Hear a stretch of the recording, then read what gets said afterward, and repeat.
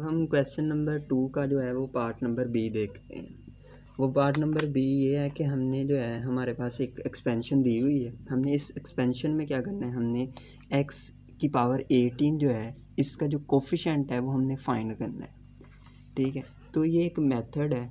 अगर तो आप लोग चाहते हैं कि वो मेथड सीखना है तो आप बता सकते हैं कि वो मेथड क्या है जो मेथड मैंने यूज़ किया है। यहाँ पे मैं अपने स्टेप्स को जो है वो डिटेल से एक्सप्लेन करता हूँ कि करना क्या होता है कि हमने जो है ना वो वन यानी जितनी भी टर्म्स है ना उनके अकॉर्डिंग हमने उतने n लिख लेने होते हैं।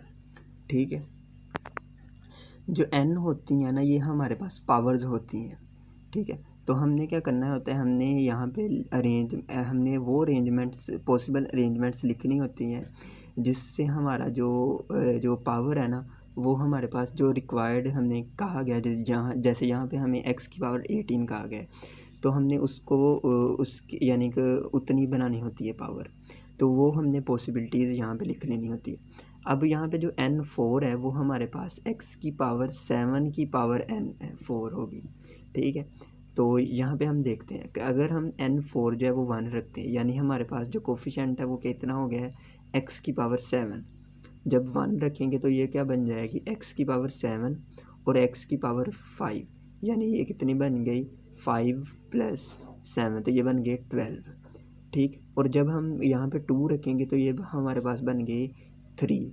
ठीक है, तो 3 की पावर 2 होती है हमारे पास, 3 × 2 हमारे पास 6 हो गया। तो अगर हम 6 + 5 + 7 करते तो हमारे पास जो पावर बन जाती वो बन जाती x की पावर 18।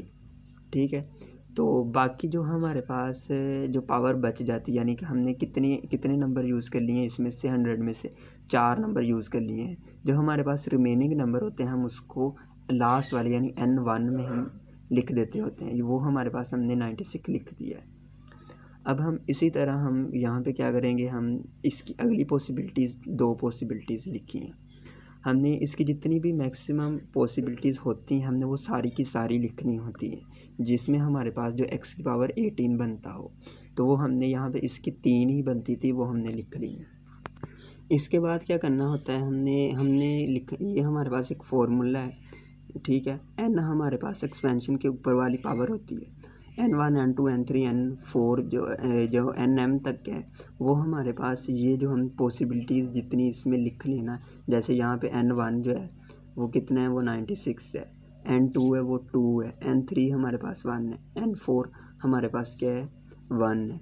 तो ये हम पर होता है कि हम इसकी कितनी पॉसिबिलिटीज़ लिखते हैं या जो क्वेश्चन में गिवन है वो।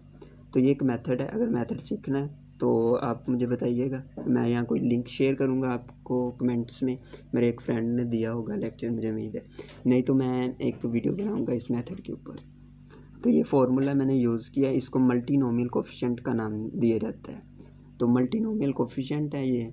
ठीक है, तो हमने क्या किया है कि अब हमारे पास जो n है वो हमारे पास कितना है वो 100 है, हमने 100 लिख दिया। अब हमारे पास जो ये वाले n है इनकी जो तादाद थी वो कितनी थी 4, और वो किस तरह वैल्यूज़ थी, n1 थी हमारे पास 96, n1 हमारे पास 96, तो यहाँ पे आ जाएगा 96 फैक्टोरियल मल्टीप्लाई बाय हमारे पास n2 था वो हमारे पास 2 था, तो यहाँ पे आ जाएगा हमारे पास 2 फैक्टोरियल। इसी तरह हमारे पास 1 फैक्टोरियल आएगा और फिर आएगा 1 फैक्टोरियल। तो ये हमारे पास जो पहली पॉसिबिलिटी थी जो हमने x की पावर 18 के लिए लिखी थी वो हमारे पास फुलफ़िल हो गई।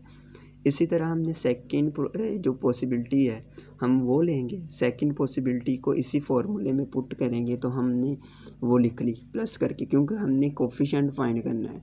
तो यहाँ से इस पॉसिबिलिटी से हमें एक कोफिशिएंट मिलेगा, इस पॉसिबिलिटी से हमें एक कोफिशिएंट मिलेगा, वो भी x की पावर 18 का कोफिशिएंट होगा जो इससे मिलेगा, इससे भी x की पावर 18 का कोफिशिएंट मिलेगा और इससे भी हमें x की पावर 18 का कोफिशिएंट मिलेगा। फिर हम क्या करेंगे, हम तीनों कोफिशिएंट को सम अप कर देंगे तो जो हमारे पास नेट कोफिशिएंट है x की पावर 18 यानी जो रिक्वायर्ड है वो आ जाएगा। तो हमने यही फाइंड करना था, तो ये हमारे पास जो है वो आंसर आ गया। अब इससे आगे आप सिंपलीफाई कर सकते हैं, ना भी करें तो कोई मसला नहीं है। नेक्स्ट हम question number 3 part number A देखते हैं। अब इसका भी लाजमी सी बात है कि कोई ना कोई एक मेथड है स्पेसिफिक, और वो मेथड तो मैं पूरा नहीं इसमें एक्सप्लेन करूँगा, जस्ट अपने क्वेश्चन को करूँगा। क्वेश्चन ये है कि हमारे पास एक इक्वेशन दी हुई है और कहा गया है कि आपने इस इक्वेशन को जो है ना, उसके जो possible non negative integer solution है वो हमने फाइंड करने हैं, ठीक है। और हमें जो एक्स और वाई और जी के ऊपर जो है ना वो रिस्ट्रिक्शन दी हुई है। हमने क्या करना है, हमने सबसे पहले यानी जो क्वेश्चन है वो लिख लिया है। इसके बाद हमने इसको सॉल्व करना है। कैसे करना है कि ये देखें, हमारे पास जो पहली इनइक्वालिटी है इसकी लेफ़्ट साइड पे देखें तो हमारे पास 3 है। हमने क्या करना है, हमने सारी इनइक्वालिटीज़ की जो लेफ़्ट साइड है उनको हमने ज़ीरो बनाना है। इसको ज़ीरो बनाना है तो हमें पूरी इनइक्वालिटी और इक्वालिटी के साथ जो है वो हमें 3 के साथ जो है वो सब्ट्रैक्शन करनी पड़ेगी। तो मैंने सब्ट्रैक्शन की है तो हमारे पास ये आई है। इसको हमें 4 के साथ सब्ट्रैक्ट करना पड़ेगा सारी इनइक्वालिटी को। जब हम 4 के साथ सब्ट्रैक्ट करेंगे तो हमारे पास ये गिवन जो है वो इनइक्वालिटी आ जाएगी। इसी तरह इसको जो है वो हमें 5 के साथ सब्ट्रैक्ट करना पड़ेगा पूरी इनइक्वालिटी को। तो हमारे पास यहाँ तक आंसर आ जाएगा। अब क्या करेंगे, अब हम इस x-3 को है वो इक्वल t1 लेट कर लेंगे, इसको हम t2 लेट कर लेंगे और इसको हम t3 लेट कर लेंगे, ठीक है। जब हम इसको t1, t2 और t3 लेट कर लेंगे, अब क्या करना है, अब हमने यहाँ से x, y और z की जो वैल्यूज़ है ना वो हमने फाइंड करनी है। वो वैल्यूज़ हमने पुट करनी है जो हमें इक्वेशन दी हुई थी। और जो अब हमारे पास इनइक्वालिटीज़ हैं वो बन गई हैं t1, t2 और t3 में हमारे पास जो है वो इनइक्वालिटीज़ आ गई हैं। अब हमने इनमें से x, y और z की वैल्यूज़ जो हैं वो इसमें पुट करनी है और साथ में हमारे पास जो इनइक्वालिटीज़ हैं वो अब ये यूज़ होंगी, अब वो ये वाली यूज़ नहीं होंगी।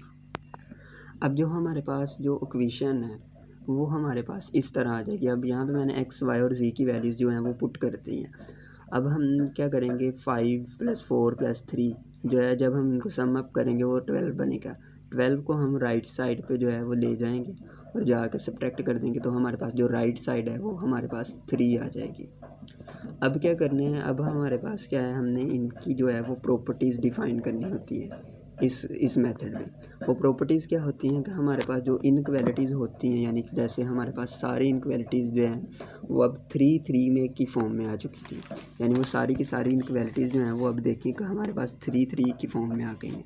हमने क्या करना है, हमने पहली प्रॉपर्टी डिफ़ाइन करनी होती है इसमें एक नंबर ऐड करके, यानी कि यहाँ पे 3 है तो हम कहेंगे जो पहली प्रॉपर्टी है वो हमारे पास क्या है, P1 क्या है, वो हमारे पास है 4, T1 ग्रेटर और इक्वल देन 4।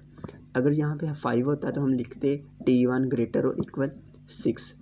इसी तरह हमने क्या किया है, हमने T2 के लिए प्रॉपर्टी जो है वो डिफ़ाइन की है और T3 के लिए प्रॉपर्टी डिफ़ाइन की है। तो ये हमारे पास जो है वो 3 प्रॉपर्टीज़ जो हैं वो हमने डिफ़ाइन करनी है। जितनी इनइक्वालिटीज़ होंगी इतनी ही हमने प्रॉपर्टीज़ जो हैं वो डिफ़ाइन करनी है। तो यहाँ पे हमने जो मैक्सिमम प्रॉपर्टीज़ थी वो हमने डिफ़ाइन कर दी है। अब क्या करना है, हमें ये फार्मूला हमें पता है कि ये हमने फार्मूला यूज़ करना है और इसमें से हमने फाइंड क्या करना है, हमने यहाँ पे m जो है वो 0 पुट करना है, यानी हमने E0 फाइंड करना है। E0 फाइंड करना है और यहाँ पे हमारे पास Q का मतलब होता है कि जितनी हमारे पास प्रॉपर्टीज़ है वो कितनी थी, वो हमारे पास 3 प्रॉपर्टीज़ थी। Q की जगह 3 आ गया, M की जगह 0 आ गया, तो ये हमारे पास एक फार्मूला बन गया। अब क्या करना है, अब हमें पता है कि KC यानी K का अगर हम 0 के साथ कम्बिनेशन लें तो वो ऑलवेज़ 1 आता है आंसर। तो इसको हमने 1 कह दिया तो हमारे पास ये इक्वेशन आ गई। हम इस इक्वेशन को जब हम इस समीशन को जब ओपन करेंगे तो हमारे पास ये एक नई इक्वेशन बन गई है। अब यहाँ से हमने ω0, ω1, ω2 और ω3 की वैल्यू जो हैं वो फाइंड करनी है। जो ω0 है वो हमारे पास जो है ना वो हमारे पास सेट के कार्डिनलिटी के इक्वल होता है, यानी अगर हम यहाँ पे देखें तो हमारे पास यहाँ पे जितने मैक्सिमम सॉल्यूशंस है ना वो उसके इक्वल होगा ω0। तो यहाँ पे हमारे पास जो इसके पॉसिबल सॉल्यूशन होंगे वो होंगे हमारे पास 3 + 3 - 1 C2। यहाँ पे ये जो 3 है वो राइट साइड वाला यानी कि नंबर है और ये जो 3 है ये हमारे पास जितने हमारे पास टोटल नंबर हैं वो है, यानी इसका जो फार्मूला होता है वो होता है हमारे पास, इसका जो फार्मूला होता है वो ये होता है। यहाँ पे R जो है वो हमारे राइट साइड पे जो नंबर होता है, जैसे यहाँ पे 3 था तो यहाँ पे R की वो वैल्यू होगी और n हमारे पास नंबर ऑफ यानी टर्म्स जो हैं, जैसे x t1 t2 और t3 थी, यानी 3 टर्म्स थी, तो n इसलिए यहाँ पे 3 थे। ये फार्मूला यहाँ पे मैंने यूज़ किया है। तो अब क्या होगा कि यहाँ पे हमारे पास जो इसका आंसर है वो आ जाएगा 10। अब हमने ओमेगा 0 फाइंड कर लिया था। अब हमने क्या करना था, हमने ओमेगा 1 फाइंड करना था। ओमेगा 1 जो इक्वल होता है वो होता है omega p1 plus omega p2 plus omega p3। तो ओमेगा p3 तक हम जाएंगे क्योंकि p3 तक प्रॉपर्टीज़ थी। तो अब हम देखिए, अगर हम p1 फाइंड करना चाहते हैं ओमेगा p1, तो क्या करेंगे, यहाँ पे हमने क्या करना होता है, हमने r में से जो हमने प्रॉपर्टी डिफाइन की थी, यानी वो क्या थी, 4 से ग्रेटर और इक्वल, हमने वो वाला नंबर जो है वो हमने माइनस कर देना है r में से। जब हम ये करेंगे तो ये हमारे पास बन जाएगा 1c2। तो ये हमें पता है ये पॉसिबल नहीं, इसके लिए ये हमारे पास 0 के इक्वल आ जाएगा।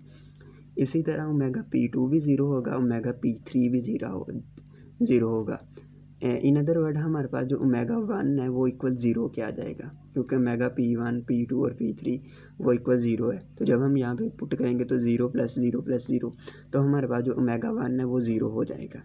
ठीक है, ओमेगा 1 0, और जब हम ओमेगा p2 फाइंड करेंगे तो वो भी 0 आएगा, ओमेगा p3 भी हमारे पास जो 0 आएगा। ये हमने सारी वैल्यूज़ जो हैं वो हमने पुट कर देनी है, जो हमने इक्वेशन बनाई थी E0 के लिए।